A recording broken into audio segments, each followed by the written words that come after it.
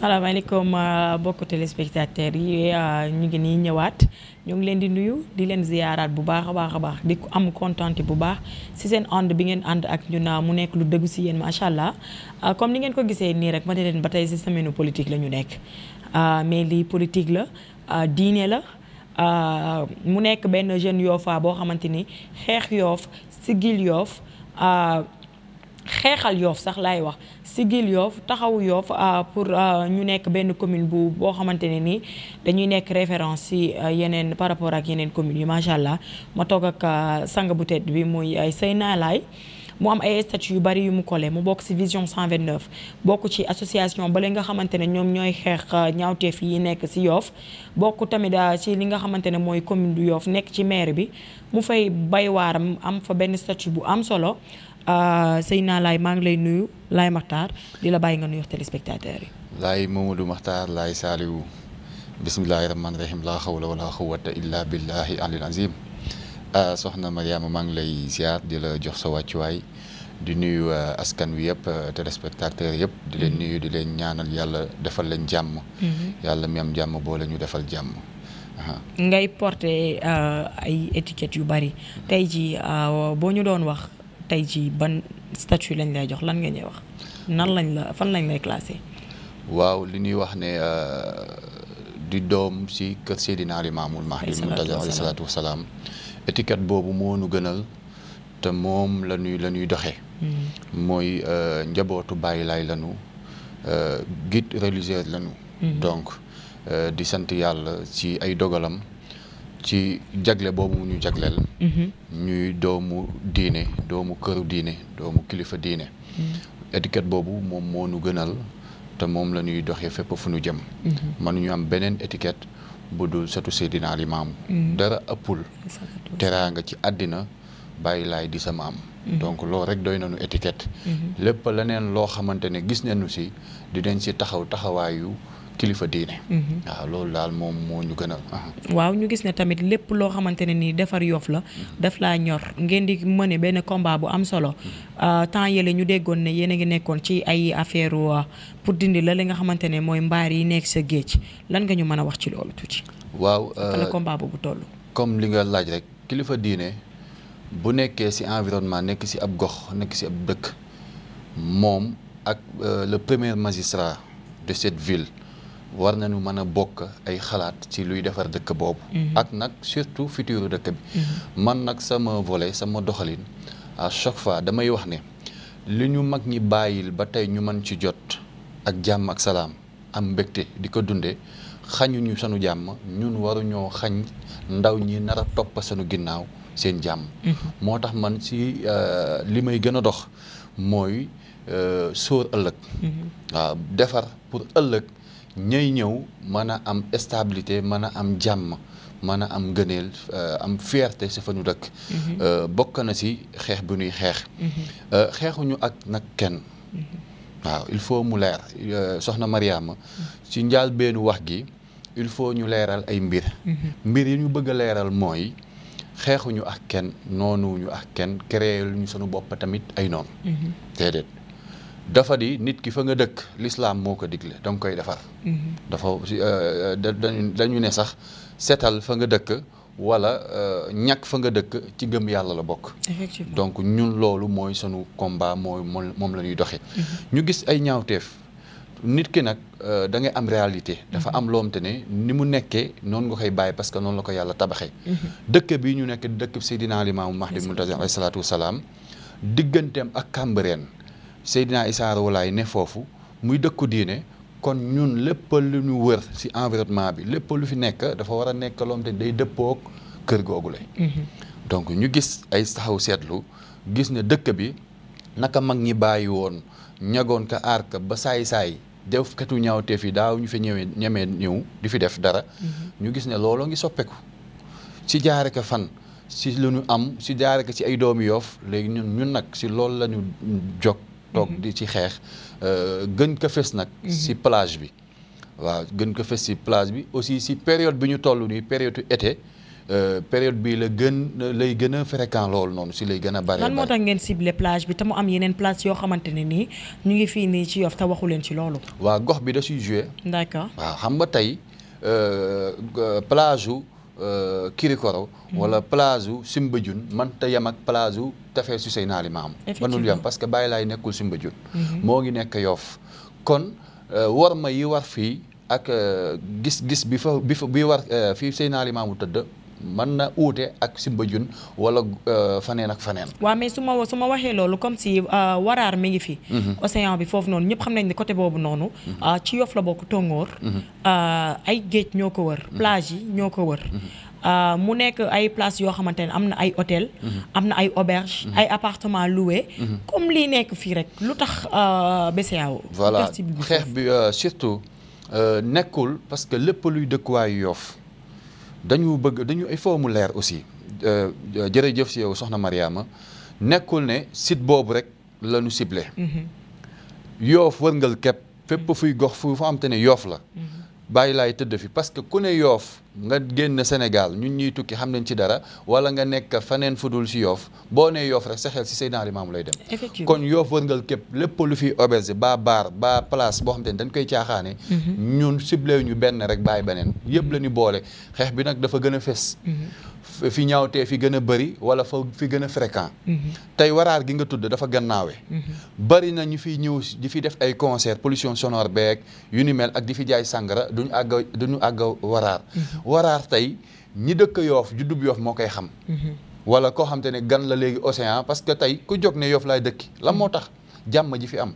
lan moo tax environnement bu neex bi lan moo tax air bi fi nekk nangam ak nangam mais tamit ñun juddu Yoff yi waruñu nangu ñooñu di ni raxe di daw di dëkk si fii ngir jàmm ëlbati nag sañu cosaan si fitnay ñaawteef ak si gis-gis bu ñaaw ak ay jëf yu rafetul loolu nag la ñuy xeex mais comme Waraar bi ma la jox exemple rek la pour ñi nga xamante ne dañuy seetaan parce que waxuñu ne dafa am ay ñaawteef wala dara loo xamante ne am na fa comme si niñ koy gisee BCEAO rek mais dafa am na benn jàkk bu fa nekk bu am importance boo xamante ne mën naa wax ne xale yu si bari si jàkk jooju la ñuy dem di fa jàngee li nga xam ne mooy alxuraan te mu ngi nekk si géej bi ñooñu kaasuñu pourquoi yéen lan moo nekk BCEAO ba tax ngeen bëgg ko fee ngeen xeex loolu pour mu jóge fa. parce que c'est à 0 mètre du mausolée de Seydina Limamou Laye. alayhi salaatu wa salaam. boo nekkee biir xabru Seydina Limamou di siyaare.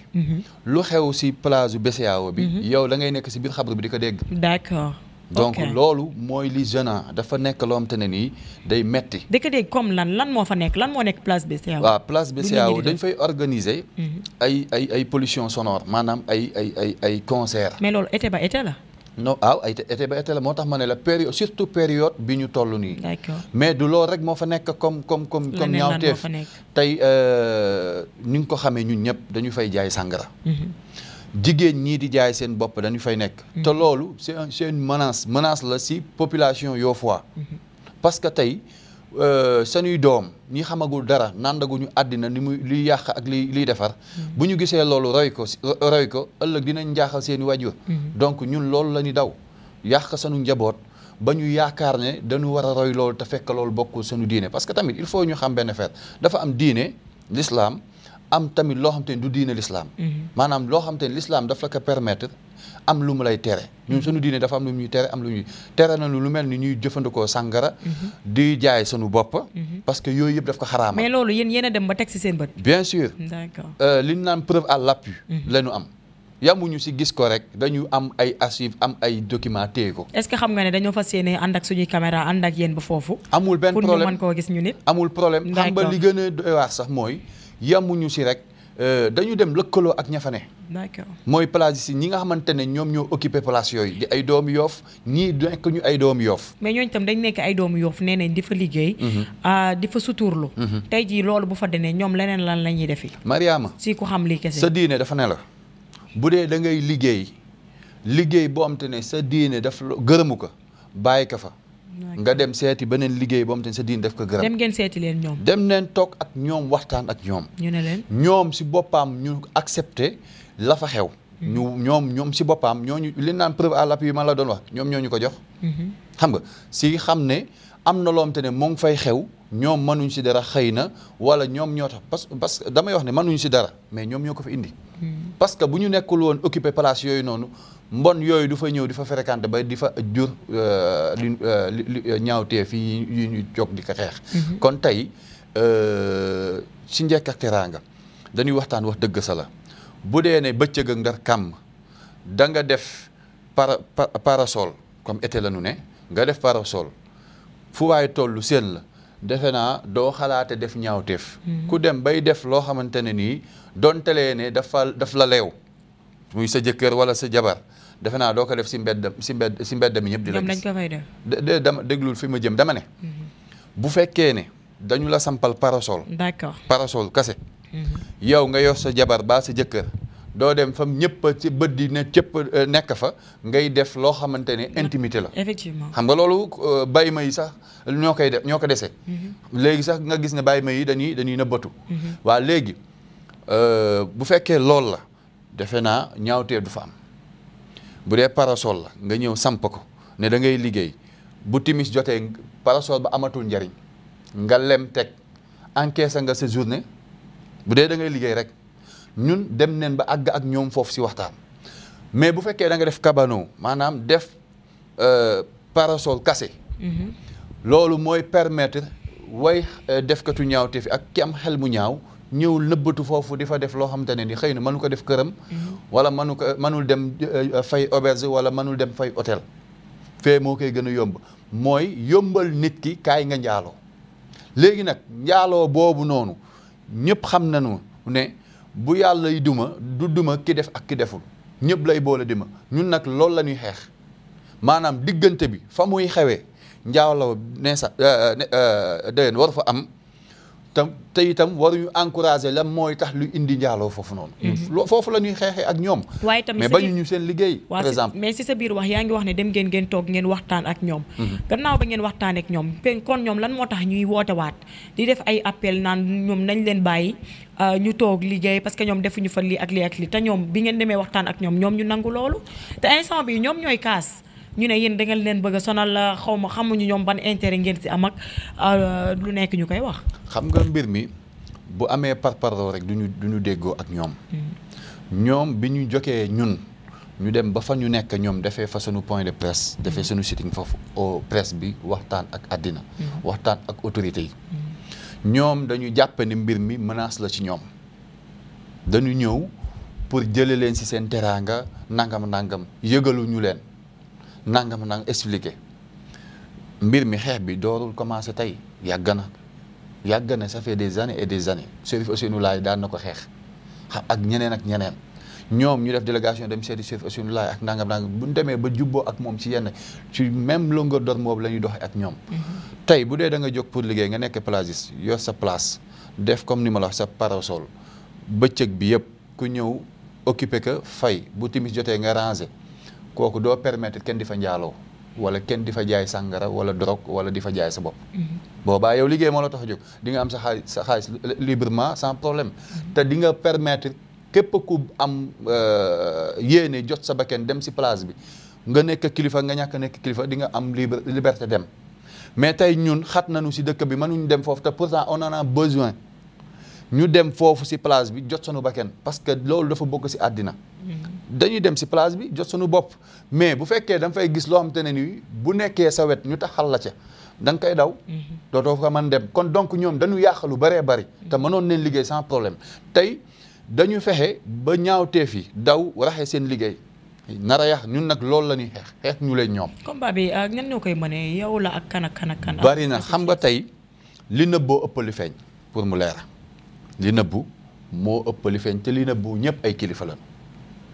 combat bi képp koo xam te ne yoofaa nga te bëgg lu baax bëgg dëgg ngay doomu diine lii xew diggante maam Seydina Issa ak maam Limaamu ñaawlu nga ko du non seulement dem sa plage ba nii damay dem sport laa jóge nii damay dem plage chaque matin maa ngi foofu damay dem plage ñëpp a soxla tàggat seen yaram wala ñëpp a soxla wéet jàkkaaroo géej dafa am lu muy def si nit ñëpp a ko soxla comme médicament la kon tey bu ñu yàlla teralee nii mais la karax la fay ganese te bokku si loolu la ñuy xeex. d'accord loolu nag ñëpp la metti diggante Cambérène ak Yoff mais xeex boobu noonu comme ni nga ko waxee yamul foofu rek am na ay auberge yu am fii si dëkk bi Seydina Issa ñëwoon na fi waxtaan si ak yéen lu toll si 215 auberge. loolu laa bëgg ñu dugg ci nii parce que gannaaw ba ñu jógee géej ba pare ñi nga xamante ne ñoom ñoo yor foofu seen ay tentes tout près de Jàmmalaay fii nii xaw ma Apex lañ koy wax xaw ma foofu dafa am ay appartement loué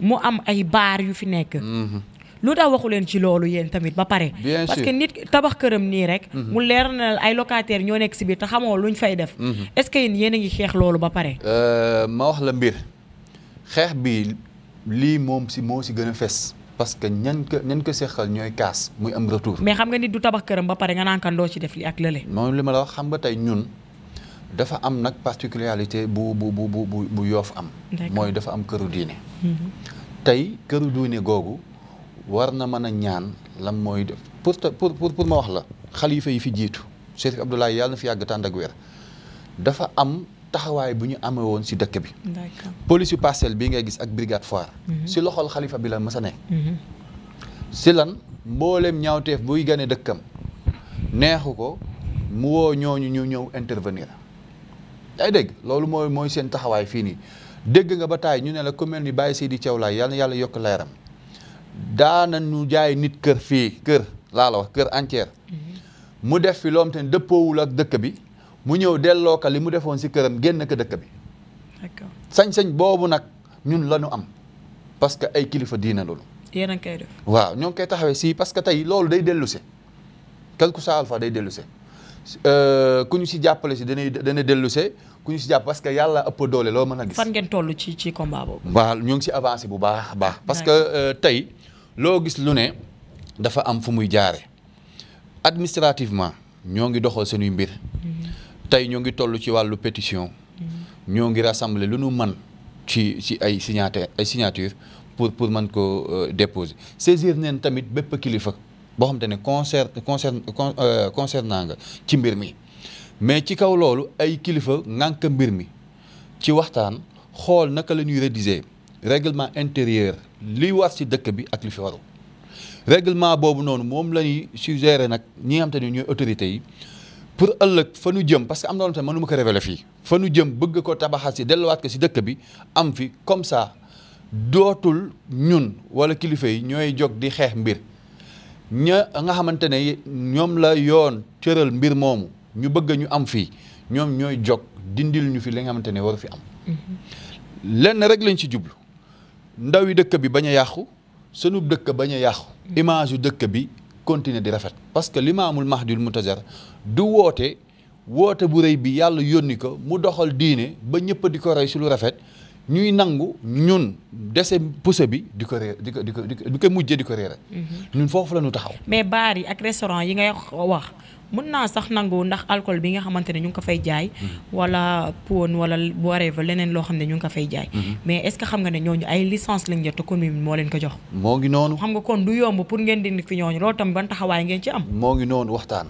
parce que tey man mii di wax ak yow da nga wax léegi sa biir wax ne dama bokk ci ñi nga xamante ne ñooy doxal commune bi ñoom la ñu dénk commune bi effectivement j'en suis fier bokk ak ku mel ni Abdoulaye Diouf Sarr parce que doy na ma duma ci dugg nag di ci xuus di ci yaatal man teg naa leen place suñ ma tegee place teg naa leen place suñ ma tegul place teg naa leen place effectivement ba may ànd ak moom du tey ba muy door la ba yàlla dénk te tey laa gën a jàpp la ma jàpp di rafetlu itam seen liggéey bu baax a baax mais tey bokk seen biir nekk ak ñoom di liggéey warta mën a tax man ma changer sama identité si xeex bi may xeex yàlla ak Seydina Limaamu moo tax ma koy liggéey bañu ma ku ma ci mere bëgg soxlawu ma ku ma ci jàppale ku ma ci àndal nii pour rek yaa ma neex déedéet dama ma ciy jàppale te yàlla tax parce que loo gis si àddina yàlla këpp doole te man ci doole yàlla laa wéeru tey dafa am ay auberge déguisé tey comme ni nga déggee ñu ne la manchage nangam foofu dañ fay jaay seen bopp dafi bari nag mais xam nga la moo ñu gën a naxari soxna Mariama ba tax ñu jóg di combattre lii nii mooy que dañuy joxe adresse dinaa imaamul mahdi muntazar si seen adresse yooyu noonu man woote naa personnellement si benn kii bu ñuy wax de massage salon de massage ñu ne ma auprès du mausolée de Seydina Limamou Laye gis nga osé googu noonu osé reewande googu ñun ñii am fayda am fulla am fit ñun ñoo ko fiy jëlee nan leen ko fiy jëlee nag diplomatiquement intelligence ak fit ak fulla lu ñu si bañul ñun bañuñu ko si mais nag duñu ay dof déedéet. commencé ngeen di dem seen ay démarches pour waxtaan ak ñooñu. bien sûr dañu saisir xam nga dama ne la dañu saisir képp koo xam te ne kilifa nga autorité dem saisir la waxtaan ak yow def ak yow échange bu leer mu am ay papier defe naa Seydina Issa ànd na wan na leen yemuñu si loolu ñu sol sonu daal la taal sonu oto fekki leen seeni bureau waxtaan ak kilifa yooyu noonu révéler leen lépp loo xamante ne ni yellul ci dëkk bi wax leen fi mu situé jox leen nombre yi lu tax mu ëpp wax leen tamit la moo leen autorisation yooyu noonu pour ma ñëwaat si tey man damay interpeller premier magistrat wu dëkk bi Abdoulaye Diouf Sarr ak ay ñoñam monsieur Abdou Nar Mbengue ak ñëpp maire Yoff ma bokk seen biir dama leen di interpeller nañu ñëw collaborer ak ñun nañu liggéey ak ñun bu ñu xaar sax ñu woo leen parce que ñun ñoo bokk si ñoom seen i doom leen bu ñu gisee ñu jóg di liggéey benn mbir ak luñ si mën a am nañ ko gedda ngir stabilité dëkk bi ëllëg. yéen seen association nu mu tudd les petits-fils de. non xam nga tey bokkul. am nañu association les petits-fils de Seydina Limamou Laye mooy vision 129 loolu c'est nu mu tudd abi non lucratif. waaw mais ñoom association yéen petits-fils yi. yéen ay manewaale tamit combat boobu. voilà dafa am si ay petits-fils bi mais du même association bi. parce que damay bañ ñu boole. vision 129 duggul si yëfi politique. pour en cas ñu ngi seet. waaw parce que vision 129 moom dafa nekk association di dox règle ni mu ko santee di def social di def événementiel di def ay mbir yoo xamante ne ni day dimbali diine Seydina Limamou communauté si Laayeen kooku loolu lay dox mais ñun si njaboot googu man dama bokk vision 129 mais xeex bi may xeex c'est à part xeex bi may xeex dama ko ànd ak kilifa yi ànd ak xalifa bi mu yëg maag mu ñàkk ma yëg moom kilifa diine la li ma war te Seydina Limamou wax ko mooy jàppale kilifa diine ala amri diin bàyyi laay ma wax loo si biir xutba bi dafa ne bokk na si woy gëm mu war a taxawee mooy jullit bi mooy mu jàppale booleem kilifa diine li may def nii day jàppale kilifa diine Touba day jàppale kilifa diine Tivaouane parce que lan xeex bi moom laa la wax yamul Yoff kase bu ma xeexee ba Yoff dootul am benn baar dootul am benn auberge lu fi def fu ñuy defee ay caaxaan mais loolu waa Touba royk waa Ndiassane royk waa Tivaouane royk mais Sénégal ñëpp dinañ am fierté que ne fii à 100% wala à 90% dëkku diine la. am déet. effectivement kon nag ñun xeex boobu la ñuy xeexuñu pour benn nit xeexuñu pour benn gox xeexuñu pour nangam du yomb nag. lu metti la ciblé wuñu benn gox Yoff na fi ñaawteef jóge toppa si Ngor toppa si Cambérène Malika ba Dakar daj ñu Dakar yi Maam Baye Laay gii ñun bu ñu balaa ñu am lu neex ñu ne kenn dootu fi jaay sàngara dootu fi dugga cigarette dootu fi dugga benn jigéen buy jaay sa bopp dootu fi taxawaalu ñun loolu la ñuy xeex. d'accord waaw yaakaar naa ne loolu leer na te dinañ si gën a yaatal yéen ngeen toog ak ñoo xamante ne ñoom ngeen di tere loolu ñu amal si waxtaan bu yaatu. gannaaw bu ñu jógee loolu yaakaar naa war nañ mën a waxtaan si yow en tant que kilifa diine. jàmmalaay mooy jàmmalaay xëpru Seydina Limamou alayhi salaatu wa salaam. dañoo gis léegi mu am ay charte yoo xamante ne mosu fa woon am ndax depuis suñu maam yi suñu yaay yi ba tey ñëpp xamoon nañ ne comme genre exemple ndoxum jàmmalaay kenn daaw ko jaay te léegi ñu ngi koy jaay li nga xamante ne mooy pantalon yi sax waaw parce que mën naa wax ne Yoff sax kenn waratu fi sol tubéy ndaxte suñu maam du tedd ji mu ngi fii tëdd ñu ñëw ci heure d'entrée ak sortie bu jàmmalaay léegi lu tax ñu def ci ay buntu pour du heure bu la neex ngay dugg du heure bu te mu nekk ngay génn te du place boo xamante ne nii mu nekk place boo xamante ne place su ñaanukaay la mën nañ wax loolu lu tax loolu premièrement jaayum ndox jàmmalaay bi. soxna Mariama xam naa ne dina rafetlu sa question boobu waaye am na ñu sax gën a mieux placé pour répondre xam naa yenn certaines questions yi parce que tamit léeg-léeg li leen dab ma. mais da nga bokk ci vision 129. diine tax leen a jokk. dëgg la ngeen nekk ci organisation yi nga xamante ne nii lépp loo fi xamante ne mooy xew-xew fii da koy doxal ñoom ci biir yéen a ngi ci biir. dëgg la pourquoi loolu tamit en tant que yow mi sax citoyen laa wax. voilà non wax nga dëgg dina naxari parce que tamit Seydina Limaamu rahmatan lil alamin yërmande xeet la. kon bu yàlla defee teraanga balal fi ndox warta jafe ci kenn. vraiment. ni ngeen koy naxarloo noonu leen koy naxarloo waaye dafa am lu may wax rek pour mu leer àddina dafa am fu mu toll. Màkka tey melul woon ni mu mel nii. ci à l'époque ay jamono melul woon ni mu mel nii përëx wërëx la woon wala nang tey am na sécurité tey xabru yonente bi sallallahu alayhi wa sallam amoo droit laal bay dugg comprendre te di nga taxaw xool te da nga paas ay millions pour ñëw foofu noonu fii dama bëgg a Yoff yëpp bàyyi ci xel jamono dina toll ji foofu ñu bàyyi ci xel maa ngi ko wax 2019 jamono dina toll ji nga bëgg a accéder jàmmalaay doo ko man maa leen koy wax nag. nan moo tax. parce que mooy Muhammadu Rasulullah sallallahu alayhi wa sallam. bàyyi laay moom la woon dem sa màkk moo ñëwaat fii si Yoff jagleel gi Yoff la. ñun Yoff nañu xam ne yàlla moo ñu cëral jox ñu ndabal teraanga muy Seydina Limaamu. àddina mooy toll ji foo xamante ne nii di nga nekk juddub Yoff bëgg a jot ci Seydina Limaamu doo si jot. parce que nekkul lu nu moom. il est universel. ñëpp a ko bokk. nekkul koo xamante ne nii pour laayee ni kese la. déedéet Sénégal la ko yàlla dëxëñ mais addinaay toll yi foo xam ne ñëppay xam ne imaamul mahdi ba téere yooyu doon wax yàlla junjoon ko ba boole kaax yonente yi rawlaay Isaa ak nangam fii lañ ñu ko defal. mais la plupart vendredi ci fajar lay ubbi ci biir loolu comprendre naa ko pour nit ñi mën a dugg ziyaar mais yaakaar naa ne jàmmalaay bi waroo leen ko wutal buntu boo xamante ne war naa am heure bi ngay dugg heure bi ngay génn déjà comme bu njëkkoon xam nga bu baax li ma lay wax parce que bu njëkkoon bu musaan dëkk bi musaan a tàng jàmmalaay ngay dem féexloo ji mais léegi système bi dafa changé complètement. merci xam nga tey pour ñu waxtaan caaxaan baaxul yàlla fowluñu. effectivement.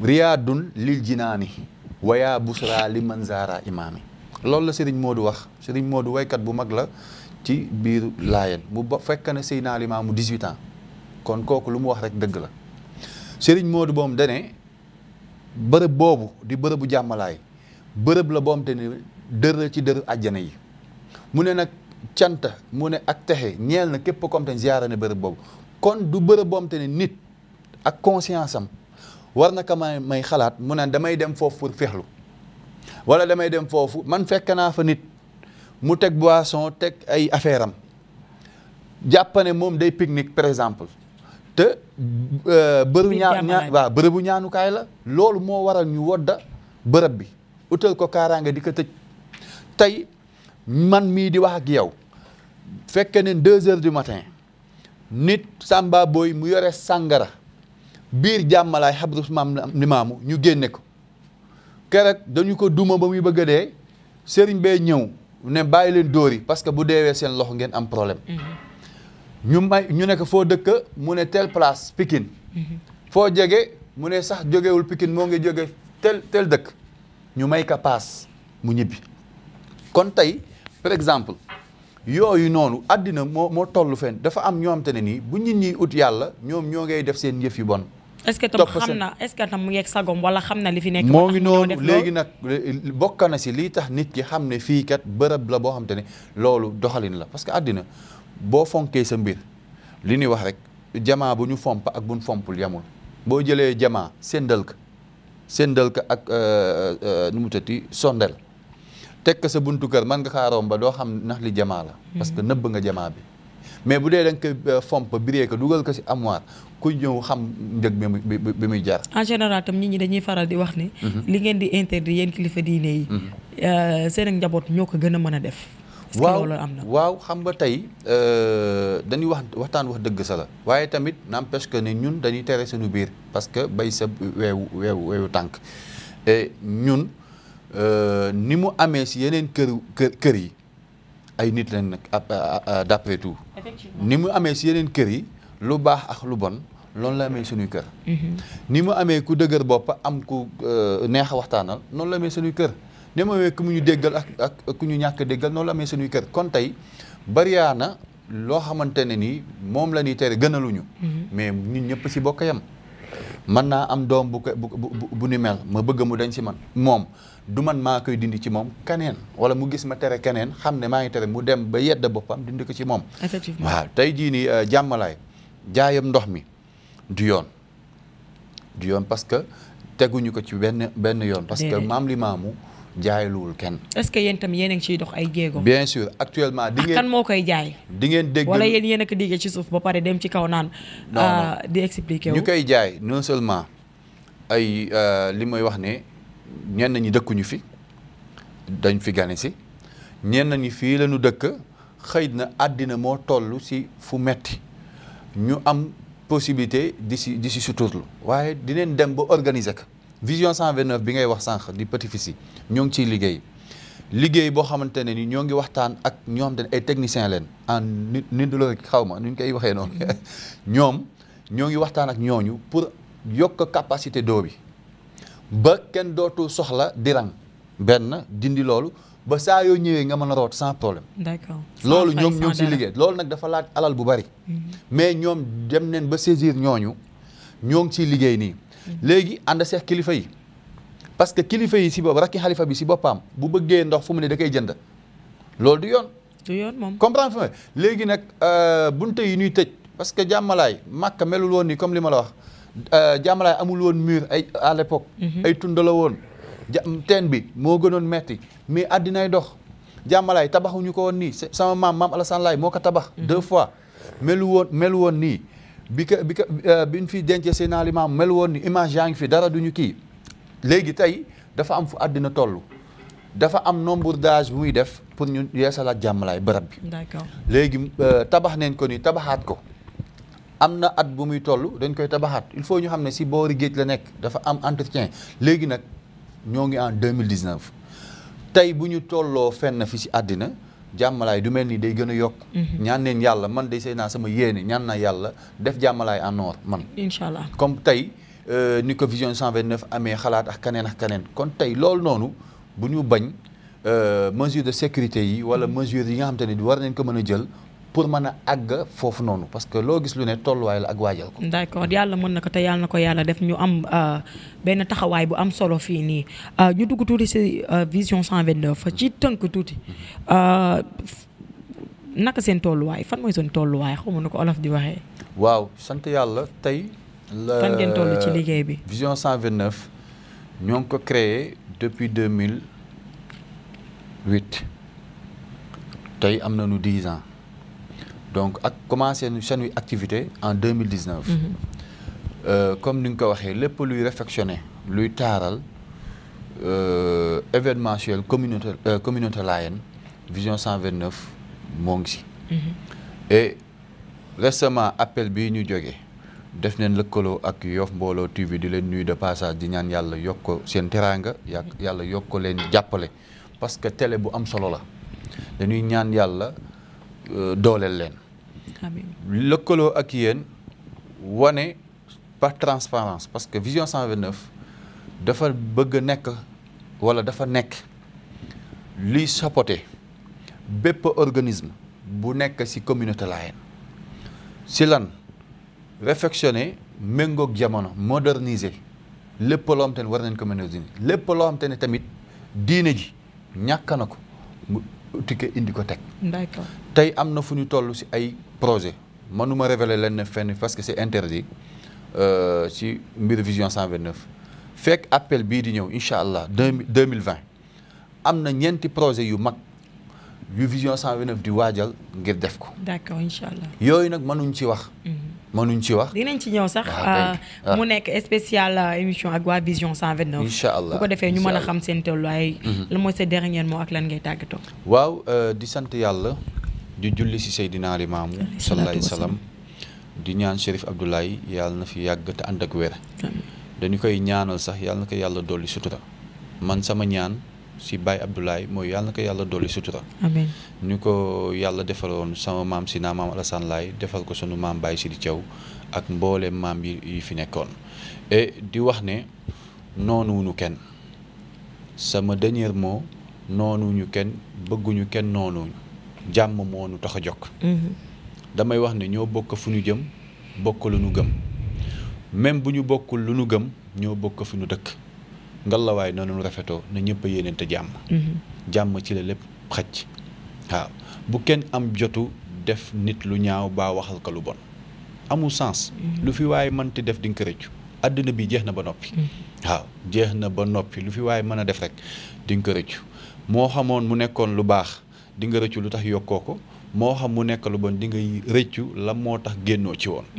kon nag yal na yàlla defal ñëpp jàmm. amiin yal na yàlla defal ñëpp jàmm yal na yàlla ñëpp. amiin ñu di leen ñaan ñuy sàkku si yéen ñaan te di leen ñaanal comme ni ngeen ko gisee ma toogoon ak Seydina Laye macha allah mu leeral ñu lu bari ci lale nga xamante ne mooy combat bi ñu doon mëne fële ca géej dégg ngeen tamit baari dinañ si gën a ñëw sax incha allah ndaxte waxtaan bu dul jeex la ñu ñëw ak yow tamit ci tolluwaayu fi nga xamante ne mooy vision 129 ak li ñu nga xamante ne moom lañ interdit fële ca jàmmalaay dinañ si gën a ñëwaat ñu gën si xuus incha allah di leen jox dig daje ba beneen yoon te di leen remercier di la wax merci beaucoup yow tam si disponibilité bi à la prochaine merci beaucoup.